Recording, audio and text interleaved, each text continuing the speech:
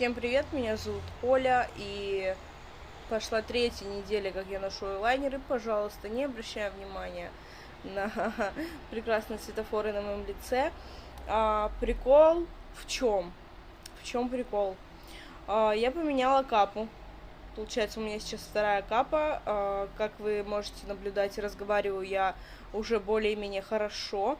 Но если я говорю тихо и медленно, ничего не слышно и непонятно. Вот.